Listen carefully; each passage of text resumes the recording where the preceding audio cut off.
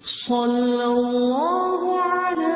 محمد صلی اللہ علیہ وسلم. اللهم صل على محمد النبي الأمي وعلى آله وسلم تسليما.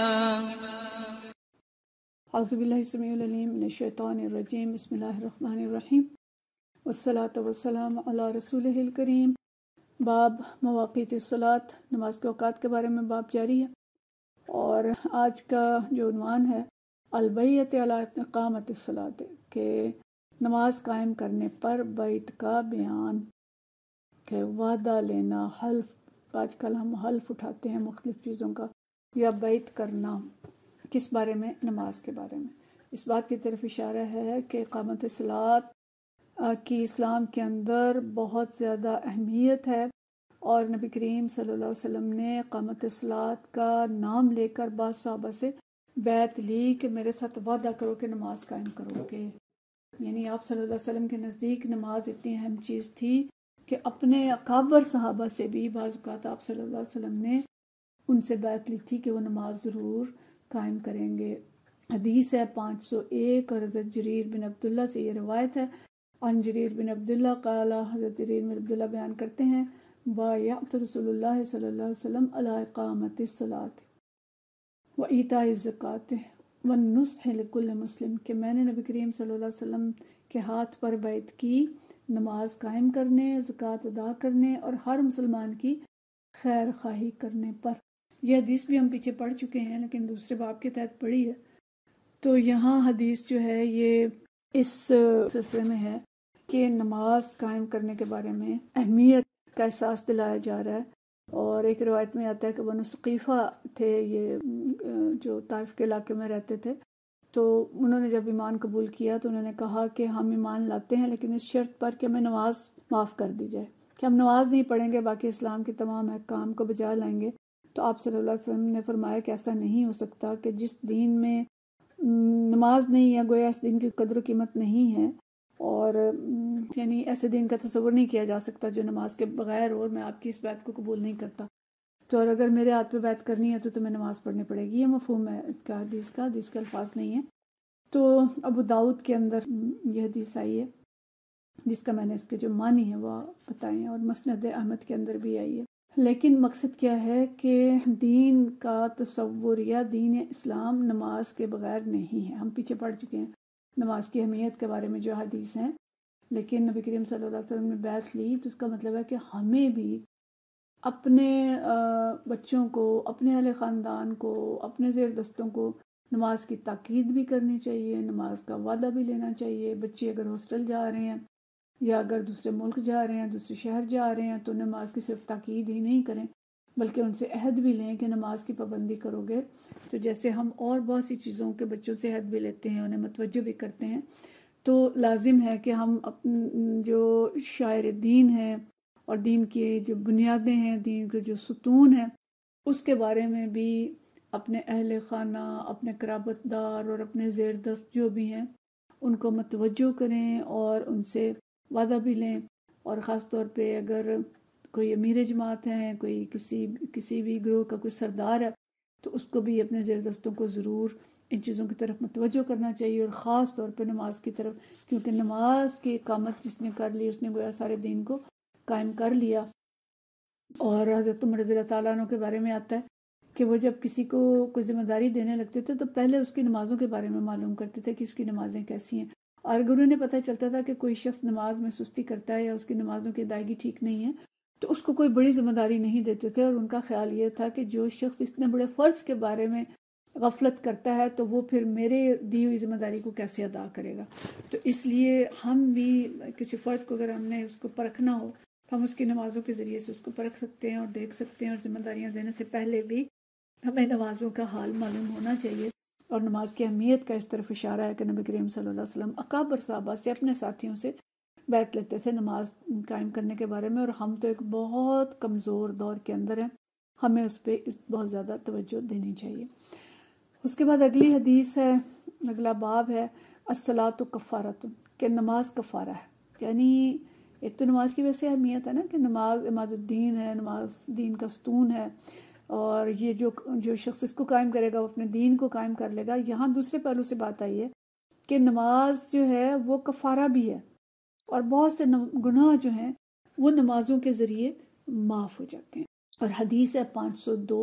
اور یہ حدیث جو ہے حدثنی شفیق قال سمعت حذیفہ،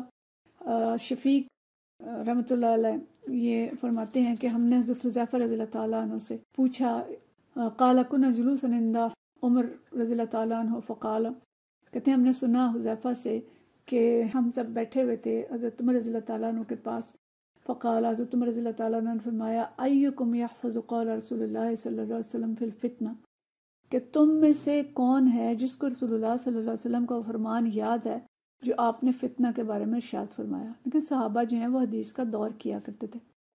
حدیث ایک دوسرے کو سناتے تھے، یاد دہانی کرتے تھے، حدیث کو یاد کرتے تھے، اور یاد کرنے کے بعد پھر اس کا دور کیا کرتے تھے، سنایا کرتے تھے۔ تو عمر رضی اللہ تعالیٰ عنہ نے صحابہ جب بیٹھے ہوئے تھے کہ آپ میں سے کس کو فتنوں کے بارے میں نبی کریم صلی اللہ علیہ وسلم کا قول یاد ہے؟ قل، تو میں نے کہا انا، اور جو حضرت حذیفہ ہے نا وہ فرما رہے ہیں کہ میں نے کہا کہ میں،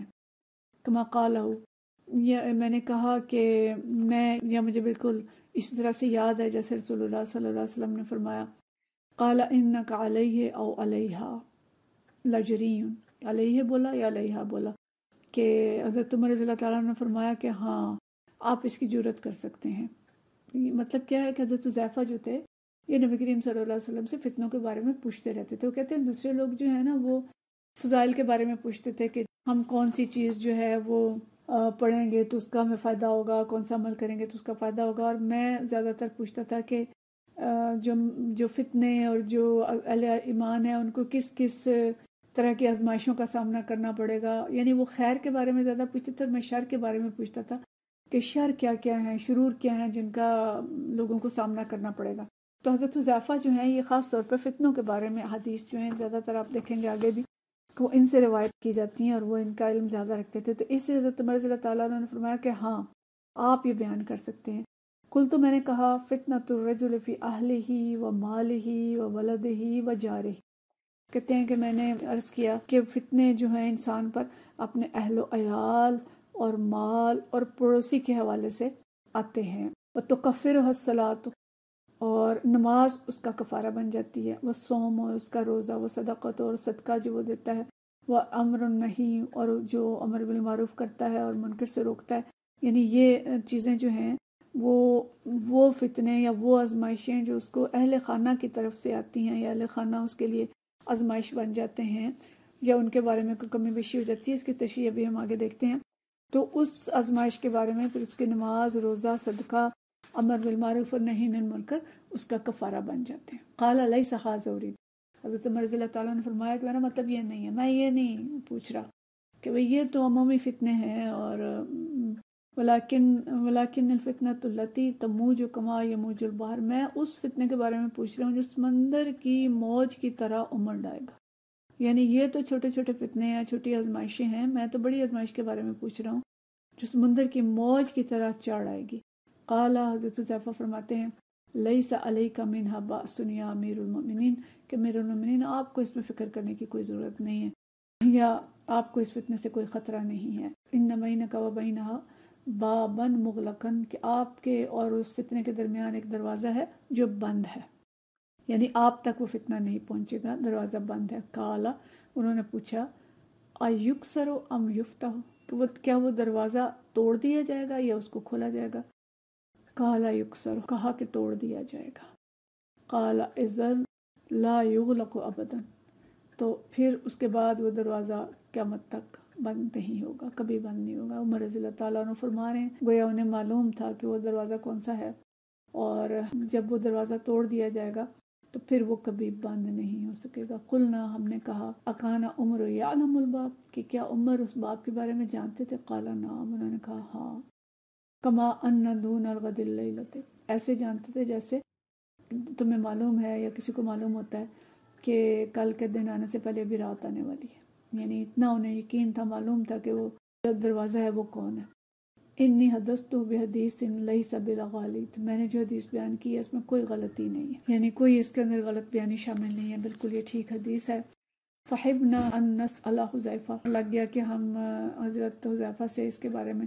تفصیل پوچھیں۔ فامرنا مسروقا، تو ہم نے مسروق سے کہا کہ آپ اس کے بارے میں پوچھیں۔ فسألہ قال الباب العمر، تو انہوں نے پوچھا ان سے کہ یہ باب کون ہے، تو انہوں نے کہا کہ اس دروازے کا باب مصداق حضرت عمر۔ تو باب کا عنوان یہ ہے کہ نماز جو ہے یہ آزمائشوں میں کفارہ بن جاتی ہے، اور حضرت حذیفہ رضی اللہ تعالیٰ عنہ نے جو آزمائش بیان کی ہے کہ ایک شخص کا فتنہ اپنی بیوی، مال، اولاد اور پڑوسی کے بارے میں، تو اس کو ہم اچھی طرح سے سمجھ لیں کہ فتنہ لفظ جو ہے یہ اس کے معنی کبھی تو آزمائش کے ہوتے ہیں کہ ہم تمہیں آزمائیں گے شر اور خیر کے فتنے سے، یعنی آزمائش ہوگی، اور کبھی جو ہے یہ عذاب کے معنی میں آتا ہے، جیسے اللہ تعالیٰ کہتا ہے کہ یہ لوگ آگ پر تپائے جائیں گے اور ان سے کہا جائے گا کہ اب اپنے عذاب کا مزہ چکھو، ذوقوا فتنتکم، یہ سورہ ذاریات کی آیت ہے۔ اور کبھی فتنہ جو ہے مصیبت کے بارے میں آتا ہے، جیسے فتنہ دجال کہ یہ مسلمان پر ایک بڑی مصیبت آئے گی، تو یہاں فتنہ آزمائش کے معنی میں آیا ہے، اور بیوی یا بچے یا اہل خاندان یا شوہر کہ ان سب کے بارے میں انسان اگر افراد اور تفرید کا شکار ہوتا ہے، یعنی یا تو ان کے جائز حقوق بھی ادا نہیں کرتا، ان کے ساتھ زیادتیاں کرتا ہے، تو یہ بھی فتنہ ہے، آزمائش ہے، اور دوسری طرف ان کے حقوق کی خاطر اللہ کے حقوق کو نظر انداز کر دیتا ہے، نمازیں ہی چھوڑ دیتا ہے، مال کے معاملے میں وہ یا تو اتنا کنجوس ہے کہ اپنے اہل خانہ پہ خرچ ہی نہیں کرتا، ان کی ضرورتیں ہی پوری نہیں کرتا، یا پھر یہ ہے کہ وہ اتنا آگے نکل جاتا ہے کہ حلال اور حرام کی فکر بھی نہیں کرتا، اور ہر قسم کی مال ان کے لیے ہر قسم کا کما کے لے آتا ہے،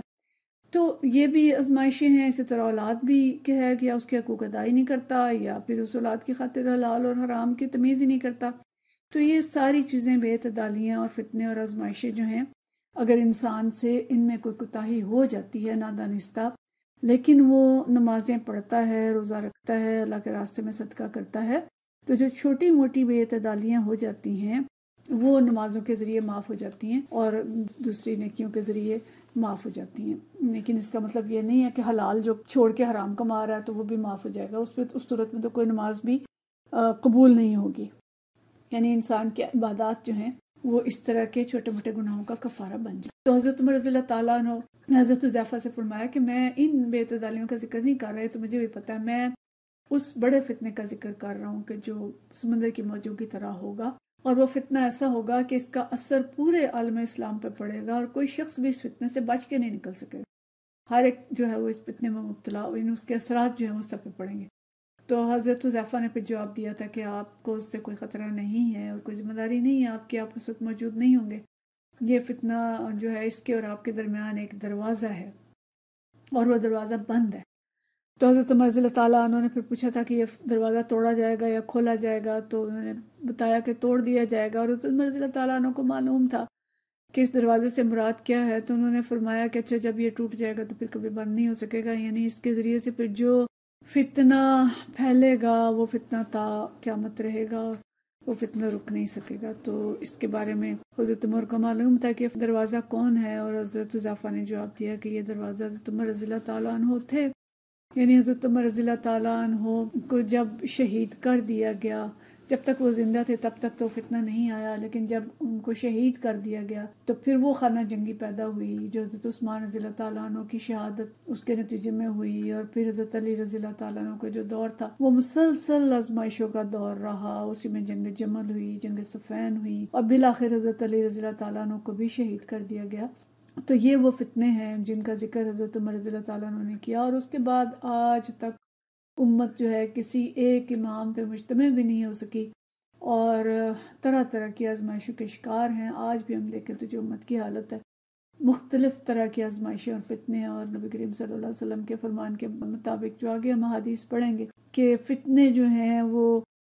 بارش کے قطروں کی طرح نازل ہو رہے ہیں، ایک کے بعد ایک فتنہ جو ہے وہ آ رہا ہے، اور اسی کی طرف اشارہ تھا حضرت عمر رضی اللہ تعالیٰ عنہ کا، اور حضرت عمر رضی اللہ تعالیٰ عنہ وہ دروازہ تھے جن کے ذریعے اللہ تعالیٰ نے فتنوں کو روکا ہوا تھا۔ تو آج کے اس باب سے ہمیں یہ پتہ چلا کہ نماز جو ہے وہ ہمیں ہمارے مختلف جو چھوٹے موٹے گناہ ہوتے ہیں ان کا کفارہ بن جاتی ہے، اور اللہ تعالیٰ اس کے ذریعے ہمارے گناہوں کو معاف کرتا ہے، یعنی صغیرہ گناہ جو ہیں وہ نماز کی ادائیگی سے معاف ہو جاتے ہیں۔